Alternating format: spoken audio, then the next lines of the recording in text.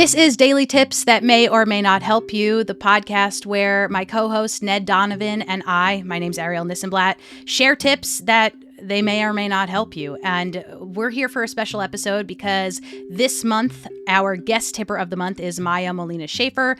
Throughout the month, she's going to be sharing tips every Wednesday. And today, we're going to dive into the philosophy behind her tips and a little bit about her career and her relationship to hacks and optimizing her life and a bunch of other things. Maia is probably the most organized guest tipper that we've ever had. She sent me an amazing document ahead of time with all of her tips laid out. So this interview is going to be extremely structured and you're going to get so much out of it. Before we dive in, Maia, give us the quick rundown. Who are you? What are you bringing to the table today? Yeah, I think like many people, I've always held many different hats and worn many different hats. So currently, I'm the Senior Director of Strategic Initiatives for Amplify Her Foundation, which is a private foundation in New York City that invests in women and girls from underserved minority communities in New York City. But previously, I also served 20 years in the military. So I'm a proud military veteran. I have been a lifelong gender equity advocate. I'm a storyteller. I'm a mom. So I hold lots of different titles, but excited to kind of dive into some of those. You do so much that I want to talk to you about. And I didn't even know when I asked you to be on this show that you are a storyteller with the moth. So we're going to get into that. Yeah. So Maia, tell us about pivoting and your relationship to the ongoing pivot of life. Yeah, absolutely. I'm someone that has probably pivoted in more arenas than most people attempt in a lifetime. You know, I started off in the boxing ring at the Naval Academy. I went on to serve in combat zones. I pivoted then into diplomatic negotiations as a military diplomat. Then I went on to be a professor at West Point. And then now my biggest pivot into the civilian sector in philanthropy in New York City. So I love kind of hacks and optimizations because, you know, every pivot that I've taken has really taught me that success isn't just about working hard. It's also about having the right systems and frameworks to navigate in like unfamiliar terrain. So I'm really obsessed with hacks and optimizations. I'm interested in strategies that help you pivot successfully, how to build credibility fast, and then know how to transfer the skills and kind of, again, what not to do in your new job, like what you have to learn and unlearn to really lead effectively when you're not necessarily the expert in the room. And recognizing that you're not the expert in the room. Huge. Being humble Huge. enough to recognize that. Yes, Yeah. yes. You had a long career in the military. Give us some advice for someone who is pursuing a career in the military. Yeah, absolutely. So the military will definitely teach you tactical skills, but you have to deliberately develop the skills that are going to carry you beyond the uniform. So what I mean by that is really try to choose a job where you can also utilize those skill sets beyond the uniform, right? So communication, cultural intelligence, emotional awareness. You know, you're going to meet a ton of different leaders at a ton of different ranks. And I think it's really important to, one, evaluate what type of leadership skill sets that you really admire, that you find are really effective. And then on the other hand, you know, take a look at the leaders that you don't think are effective or that you don't feel take care of their people well. And then I always like to say, like, have your little toolbox, you know, kind of store that knowledge below. And I think once you understand what works and what you resonate with, you can carry that forward, certainly out of uniform into the civilian sector. Do you recommend writing down your values, writing down the leadership principles that you like, dislike in order to, you know, save them up for when it's time for you to be a leader? Absolutely. First of all, everyone in the military is a leader at some level. And I'm a big proponent that, you know, your leadership style is going to continue to grow and continue to change as you grow with the organization and as you obviously experience more in your life. So I think it's important to journal that down, to write down, you know, currently these are my leadership principles. These are my morals and values. I'm not willing to compromise. This is the ethos that I'm going to follow, and kind of catalog that. And as you grow and as you have more experiences, you know, go back and reflect on that. Has something changed? Did you experience something that really tested those morals or those ethos that you had?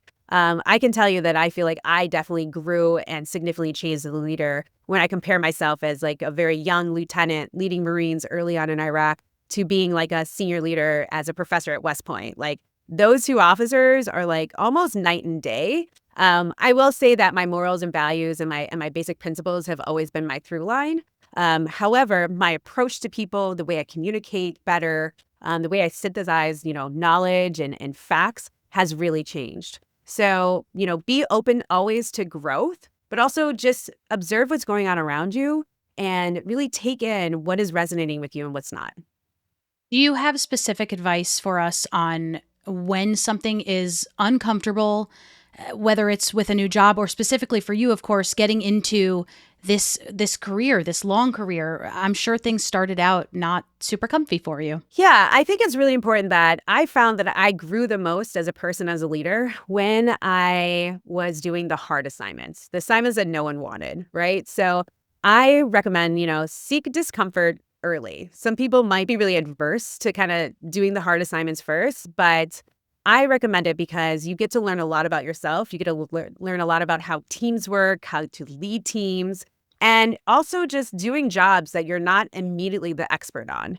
And it's in those kind of difficult scenarios that I find that people grow the most and they learn the most. And then to be successful in the military, as in life, cross functional relationships are super important.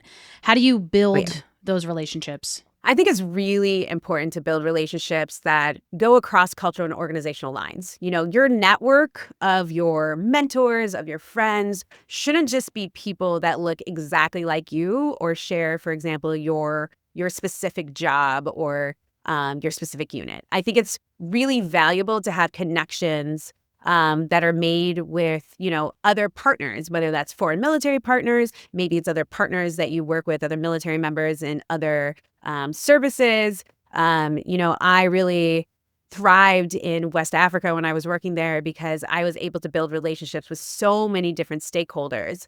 And, also diversity of thought. The more people you have around you and the more diverse your network is, the more that they're going to challenge your assumptions, but the more they're going to push you to grow and to really understand what's going on. What's your advice for just walking up to somebody and saying hello when you have no real reason to say hello? What's the excuse that you tell yourself? Like, I just got to go shake this person's hand. Um, well, for me, I feel like every person I meet has an amazing story. So I'm just a curious cat. I'm always interested to hear, how did they get to where they are today? What drives them? What are their ambitions? How can I help support? So if you just walk up and have respect goes a long way. Being humble goes a long way. So when you genuinely are a good listener and you want to hear about the other person, I think that's always a great way to start a conversation. Be curious. Yeah, Don't just wait for your chance to speak, but kind of exactly. pause before responding. I think that's big. Yeah.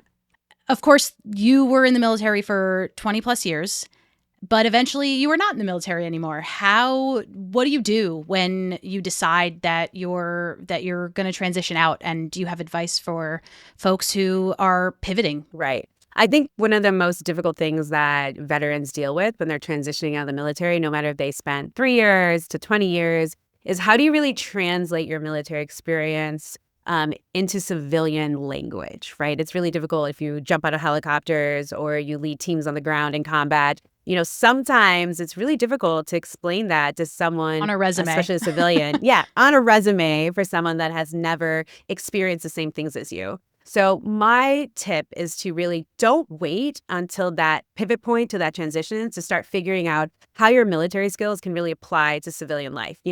Practice articulating your leadership in kind of universal terms and not just military jargon.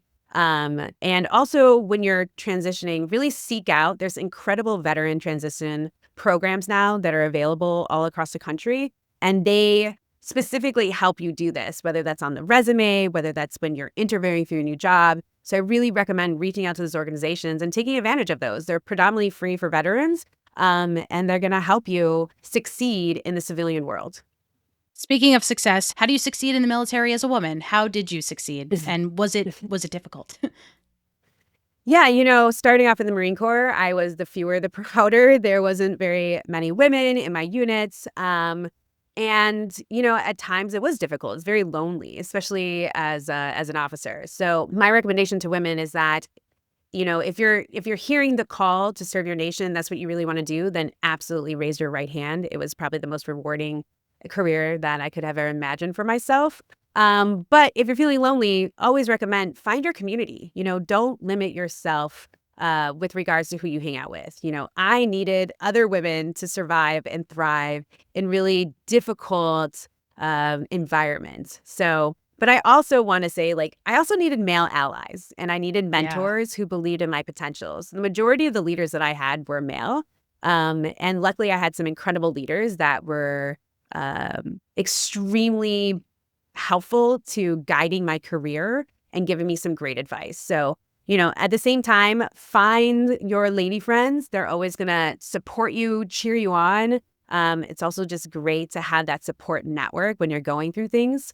But also don't, be exclusive, right? Like widen that network to include the men too. Now that you are a civilian living a civilian life, of course, you are calling on the experience that you had constantly, and you've made a lot of pivots. Currently, you work at a nonprofit. You work for the Amplify Her Foundation. You host a podcast. For people who are listening who might want to get into nonprofits or get into work in philanthropy, what messages do you have for them? So I'm going to specifically talk to kind of transferring out of the military into philanthropy. That's not a very common sector to transfer into. A lot of times I see my military colleagues transferring into finance or into tech or back kind of into defense services. I really wanted to transfer in philanthropy because my main passion and what drives me has always been to create opportunities for others, specifically for women and girls. So I knew, very early on when I was transitioning out of the military that that's what I wanted to do. And fortunately, that led me to Amplify Her Foundation, which does exactly that for women and girls in New York City. So I really recommend that, when you're transferring into a new sector, especially it's very radically different from the military, it's really important to kind of recalibrate how you lead. And what I mean by that is that you can still use the same strategic thinking that you utilize for the military, but these types of different sectors have different rules of engagement. So I'm going to give you some tips on things that I wish I would have known before I transferred. Yeah. First one is that, your old credibility, your title, your MOS, your rank that you held in the military doesn't always necessarily transfer to a civilian career. I had an incredible 20 years in the military, leading units, multiple times in combat in Iraq and Afghanistan. But really in philanthropy, that doesn't really mean much. People are always like, well, it's really cool, but how does it apply to what you do today? So for me, it was really trying to prove that I understood really community-centered work because I also worked a lot in Africa, working with development partners. And just also don't assume that your resume is always going to speak for you, right? Invest in learning the sector's language, learn what words to utilize to how to communicate, learn what the values are of that sector, but also the power dynamics. I like to say, this is a military term, know who's who in the zoo, right? Do your analysis on what's going on in that sector and who are the allies that you need to meet, who are the mentors that you need to find. And yeah. I love something that you wrote down here, which is translate impact into stories, not just metrics. Everybody needs to get comfy being able to string a story together, clear beginning, middle, and end, like we learn in The Moth, which we'll talk about soon. What does this mean for you? Yeah, so I found that the military really runs on data and metrics and facts, right? We're always briefing multiple things. I started off as an intelligence officer, so that is constantly what I was leaning on and really communicating. But philanthropy, but also civilian sectors, a lot of times they run on narratives. So I think it's really important that you learn to tell a story that's behind the numbers. That, how lives are going to be changed, how barriers are going to fall, why the work that you're doing really matters. And you need to connect that storyline. And I always like to say you need to connect the heartstrings, right, to the projects that you're doing so that people understand why you're doing this work and why it's so important in this moment. There's a lot of advice out there when people are putting together resumes to include numbers and figures. And I do think that that's important, but it does need to be translated to the story behind that. If you are just spouting numbers and percentages and things like that, you are not showing your human side. So that is Exactly. great advice. We will talk throughout the month in your guest episodes and your guest tipper episodes about staying humble and knowing your place in an organization before trying to make change. What does this mean specifically for you, having gone from one career where you were extremely successful, you were there for a long time, and now you are in a completely new space? Yeah, so I think it's really important to remember that all your experience and your outsider perspective is really valuable. But you do need to stay humble. What I mean by that is that when I entered in philanthropy, I had such a nonlinear path and came from such a different background that I really brought fresh eyes to like problems. But only when I paired it again with like genuine listening. So don't really be the person that shows up saying like, well, in the military, we did this better. Ask how things work where you are and the why really before proposing changes. Yeah, you definitely don't want to be the person at your job who's constantly recalling your past experience out loud. Try to avoid those comparison traps. Totally. Let's talk now about being a parent. Yeah. While you were in the military, you had a kid. I right? did. I did. I feel like people don't know that that's possible. Probably because there's not a lot of women who, I mean, there's obviously fewer women in the military than men, and this is definitely something that I've heard you talk about in the gender equity, in the fight for gender equity, is that like, disproportionately childcare falls on women. And I want to talk to you about what it's like being a boy mom in 2025, especially in this internet age. What do you have for us? So it's pretty funny. I have deployed multiple times in combat zones, but nothing really prepared me for the judgment of other moms or navigating the internet with boys in 2025. So here's kind of what I've been learning as I've been growing alongside my child. So the first tip I have is like, model the behavior that you want to see in your kid. So my son, is constantly observing me, right? He's watching how I'm handling conflict, uncertainty, sometimes failure, more than he really listens to the lectures I'm giving him. So I want him to be brave and kind, and I have to show him what that looks like every day. So I'm really all about like model the behavior that you want your kids to emulate. That sounds so ideal, and it's probably hard to implement at times. Can be, absolutely. Sometimes when I come home from work after a really long day, I just want to like lie on the couch and scroll mindlessly on my phone. And I have to be really cognizant of putting the phone down, be present, because I haven't seen my kid all day. And, it takes sometimes a lot of energy that I don't have. But I think it's really important to model that behavior. And, I don't want him. He has an iPad. He's not on it very much, but I also don't want him to see like, oh, and adults don't want to converse. They just turn to their social media, they turn to their phones. Right. So I just think it's really important that you model the behavior that you want them to emulate. Right. Like we do turn to our phones when we're tired, but being our best selves, we do not do that. So I like the idea. Right. I like that you model being your best self as much as you possibly can in front of your kid. Yeah. What about media literacy? Oh, this is so important. I think it's really important to teach this really early on. I don't ban screens in my household, but I'm constantly, asking him if he's talking about something in the news. Like he hears so much at school too. So I'm always questioning like, oh, okay, well, where'd you hear this? Do you know, what the source is or where that person learned that from? And then, I'm asking like, how does that make you feel? Like I'm really trying to teach him critical thinking. Is the skill that he's going to need the most in life. I really believe that. Yeah. So I think it's really important to start that really early. And, I don't want him just to believe anything he sees on the internet or anything he sees on YouTube, because YouTube is bananas and crazy stuff gets put on there. Rabbit hole. Yeah. Yes, exactly. So I think it's really important for parents to question that, but in a way that you're curious about what they're learning and then you're not immediately like, well, that's not true. Right. Like you want to understand what is it that they are hearing and what is it that they're deriving from it and believing? And then have like a good constructive conversation with them.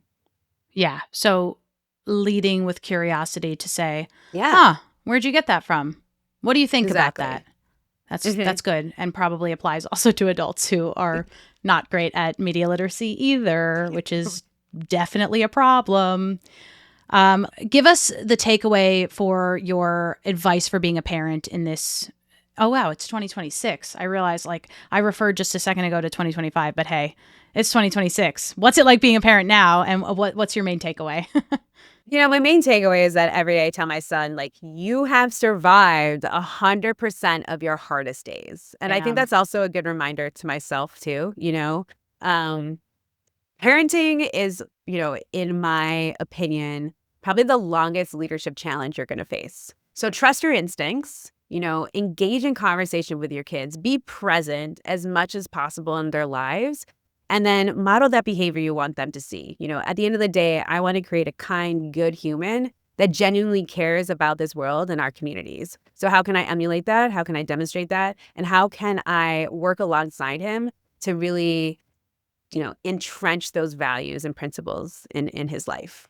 I want to briefly touch on work life balance because one of the things that I've heard you talk about is having a family and having to work. So, how do you integrate your work with your life?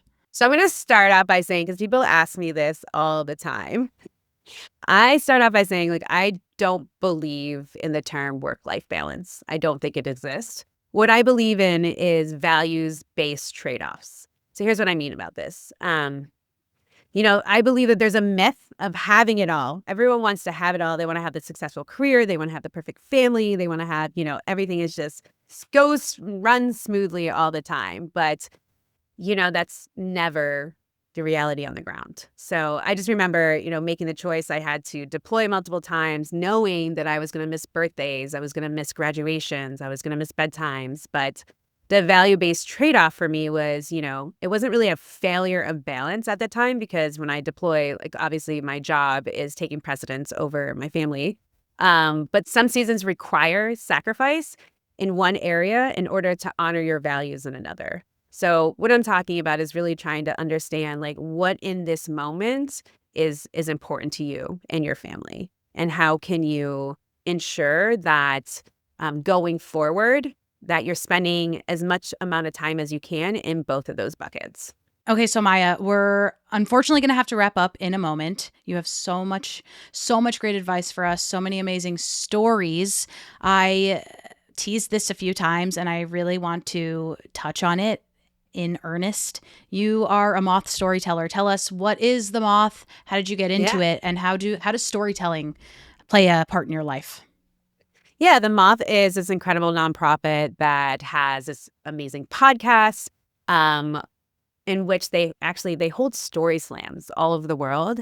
And usually they'll set a theme for each story slam, but people come up and they tell real, authentic stories about how that theme resonates with them. And it's usually, that's in every city across the world. You can go to the shows and you can put your name in the hat to participate. And if you're one of the 10 lucky storytellers to be picked, then you go up on the stage with a microphone, no notes, and you just tell a story for 5 minutes. And I fell in love with this. I fell in love with the podcast first because, I've lived all over the world. I've been in Europe, in Africa, in the Middle East. And it was like finding a home for myself. I could listen to these stories that made me laugh, made me cry. They are the best of humanity. And it just made me feel like I was in community. And I also realized that storytelling is the most powerful tool to create connection and empathy with people. So that's just something that always resonated with my soul. When I moved to New York City, I was like, oh my goodness, I'm so excited. I can finally participate in story slams. It's so scary to get up there, I'm not going to lie. But once you finish your 5-minute story and you get down off the stage, you're like, it's just like this rush of pride and excitement. And, people come up and they truly resonate with your stories. Yeah. They're like, God, I love this part. I love, when I laughed, or like some people will cry, or they're like, hey, I don't feel so alone anymore because something in your story resonated with me. I am a huge fan of the moth. I've been to at least 20 story slams. I used to volunteer at the moth in Los Angeles. I've never told a story myself, but I've I think about it a lot. And I'm scared. But I do love public Yeah. speaking, so I don't know why I'm scared.